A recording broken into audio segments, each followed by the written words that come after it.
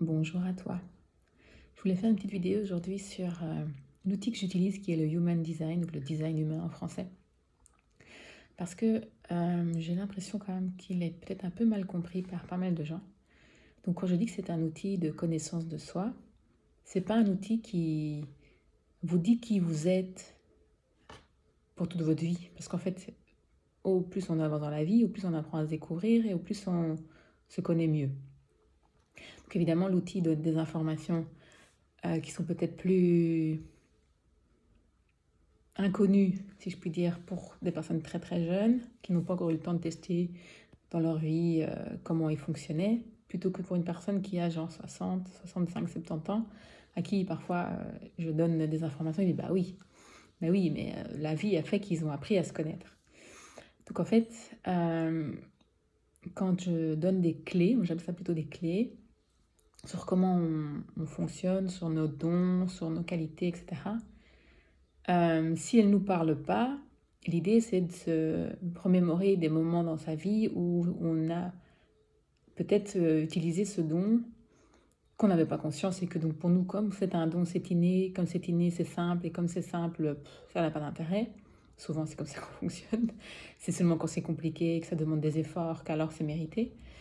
Euh, c'est vraiment se remettre en question, se poser des questions sur soi, ou tester, si on n'a jamais eu l'occasion de tester un une éventuelle facilité, je veux dire parce que le mot don peut-être est un peu fort, une éventuelle facilité qu'on aurait euh, et qui permet d'avancer sur se découvrir soi-même ou se connaître mieux.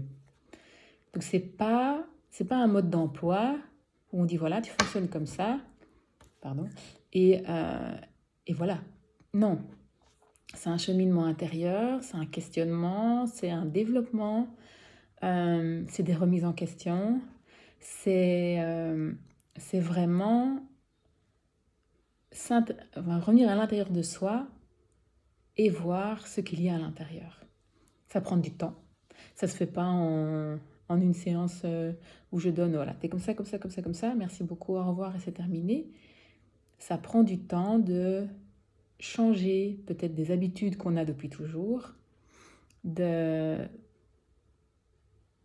vraiment visualiser que, ah oui, c'est vrai, je fonctionne comme ça, ou ah oui, c'est vrai, j'ai cette qualité-là, et en fait, c'est un avantage où je pourrais m'en servir dans ma vie, où ça pourrait m'aider dans tel domaine ou tel domaine. Et donc, c'est pour ça d'ailleurs que mon accompagnement ne se fait pas en une seule séance, parce que justement, je considère qu'il faut discuter, qu'il faut parler ensemble, et qu'il faut un laps de temps entre deux séances pour pouvoir justement se poser les questions et éventuellement rechercher des expériences passées où ça s'est passé de telle façon et que leur réaction était comme je dis, ou comme le Human Design permet de le voir. Et donc, et si c'est pas le cas, d'éventuellement tester quelque chose pour justement voir si ça fonctionne ou pas, ou si c'est vraiment quelque chose qui est en nous et qui fonctionne de telle façon ou de telle façon. Donc voilà, c'est ce que voilà, j'ai envie juste de dire que quand on travaille dans le développement personnel ou quand on essaye d'un petit peu de mieux se connaître, ça se fait pas du jour au lendemain. C'est un cheminement long, c'est toute une vie. De toute façon, on prend toute une vie pour se connaître. Donc voilà, surtout qu'on évolue et parfois on pense d'une façon et un peu plus tard on en pense d'une autre. Donc c'est un chemin.